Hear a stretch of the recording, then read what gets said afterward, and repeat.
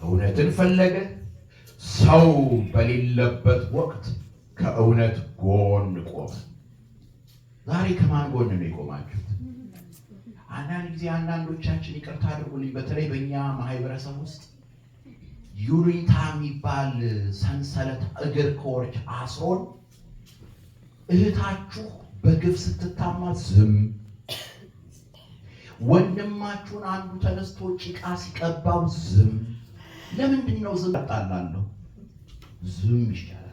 አይደለም አንዳንዴ አይደለም የምትናገሩት ልክ አይደለም ማለት አለበት። ይታውቋታላችሁ ማለት አለበት። ይታውቁታላችሁ። አንዳንዴ ይሄ ይሉኝታ የክርስትና የኑሮ ጥበብም አይደለም። ምክንያቱም በይሉኝታ ውስጥ ሆነን አንድ ቀን እኛ እውነት የሚያስፈልገን ዘመንና ጊዜ ላይ እንደርሳለን። ሎጥ ያጋጠመው ያ እንደብሎ ተመቻቾ ሰዶም ውስጥ ኖረ አይደል? ኋላ ግን ውጣ ሲባል ሚስቱን እንኳን ማትረፍ አልቻለም። እየሰማችሁኝ ነው? ሚስቱን እንኳን ማትረፍ አልቻለም። ለእውነት መቆም አለባችሁ። ለእውነት ነው። ለልጆቻችንም እውነትን ነው ማስተማር ያለብን። እውነትን ነው ማስለመድ ያለብን። እውነትን ነው ከልጆቻችሁ ጋር በእውነት ተነጋገሩ። በእውነት ተነጋገሩ። ይሰሟቸዋል። ለጊዜው ሊያኮርፉ ይችላሉ፣ ለጊዜው ሊቆጡ ይችላሉ፣ ግን ተመልሰው ይመጣሉ። ነገር ግን በሽንገላ ከሆነ ሁልጊዜ ብትሸኟቸው፣ እንዳያኮርፉ ብላችሁ እንዳይቆጡ ብላችሁ ሁልጊዜ በሽንገላ ከሆነ ወይም ደግሞ በቃ አንድ ነገር ደግሞ ሲደርስ ብሎ በጥላቻ ከሆነ የምንናገራቸው የሚያውቁት ሁለት ነገር ነው የሚሆነው። ጩኸትና ሽንገላ ነው የሚያውቁት። እውነትን አያውቁም። ለእውነት መቆም እጅግ አስፈላጊ ነገር።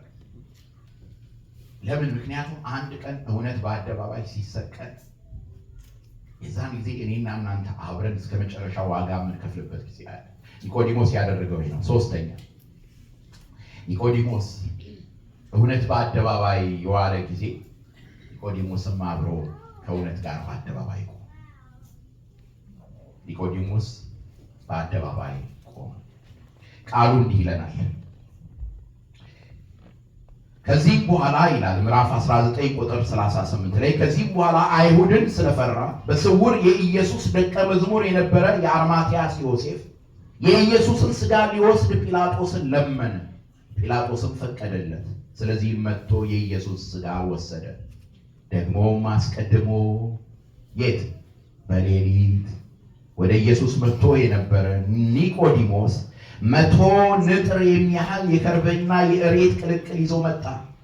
የኢየሱስንም ሥጋ ወስደው እንደ አይሁድ አገናነዝ ልማድ ከሽቱ ጋር በተልባ እግር ልብስ ከፈኑት። አባቶቼ ሌሊት በማህሌት ሲሉት ነበር ይህንን ዜማ። በተሰቀለበትም ስፍራ አትክልት ነበረ። በአትክልቱም ማንም ገና ያልተቀበረበት አዲስ መቃብር ነበረ። ስለዚህ መቃብሩ ቅርብ ነበርና እዚህ ነው ቤተክርስቲያን ከትንሣኤ በኋላ 50ውን ቀን ምንድን ነው የምትለው? ሃሌሉያ ዮሴፍ ወኒቆዲሞስ ገነዘዎ ለኢየሱስ ተሰዱናት።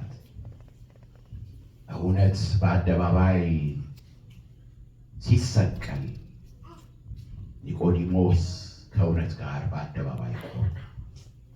መጀመሪያ በሌሊት ነበር፣ ቀጥሎ በሸንጎ ነበር፣ ኋላ ግን በአደባባይ። ዘመናችን እውነት እየተሰቀለ ያለበት ጊዜ ነው። እውነት እየተሰቀለ ይኸውላችሁ፣ ባልንጀርነት እንደ ጨው ክምር በቀላሉ የሚናደው፣ ትዳር በትንሹ ነገር የሚፈርሰው እውነት ስለሚሰቀል እኮ ነው። እውነት ስለሚሰቀል